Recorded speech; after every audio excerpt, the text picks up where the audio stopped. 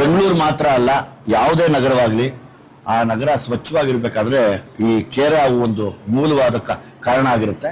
ಅಂದ್ರೆ ಇರುವಂತ ಎಲ್ಲ ತ್ಯಾಜ್ಯ ವಸ್ತುಗಳನ್ನಾಗ್ಬೋದು, ಮತ್ತೆ ಇತರೆ ಯಾವುದೇ ತರದ ನಮಗೇನು ಈ ವಾಸನೆ ದುರ್ವಾಸನೆ ಅಂತ ಹೇಳ್ತೀವಿ ಅದನ್ನ ಹೋಗ್ಲಾಡ್ಸಕ್ಕಾಗ್ಬೋದು. ಅದಕ್ಕೆ ಅಂತ ತುಂಬಾ ಫ್ರೆಂಡ್ಲಿ ಆಗಿದ್ದು ನಮ್ಮ ನೇಚರ್ನ ತುಂಬಾ ಕ್ಲೀನ್ ಆಗಿಟ್ಟಿರುವಂತ ಒಂದು ಹಾವು ಅಂದ್ರೆ ಈ ಕೇರೆ ಹಾವು. ದಯಮಾಡಿ ಈ ಕೇರೆ ಹಾವನ್ನ ಯಾರೇ ಆಗ್ಲಿ ಕೊಲ್ಲಬೇಡಿ. ಒಂದು ಕೊಲ್ಲೋದು ಮಹಾಪಾಪ, ಸ್ಪೆಷಲಿ ಹಾವುಗಳನ್ನ ಕೊಲ್ಲೋದು ಮಹಾಪಾಪ. ಅದನ್ನ ಮೀರಿ ಇದು ನಮ್ಮನ್ನ ಕಾಪಾಡ್ತಿದೆ. ಸೊ ಹಂಗಾಗಿ ನಾವು ಅದನ್ನ ರಕ್ಷಣೆ ಮಾಡೋದು ನಮ್ಮ ಜವಾಬ್ದಾರಿ ಆಗಿರುತ್ತೆ.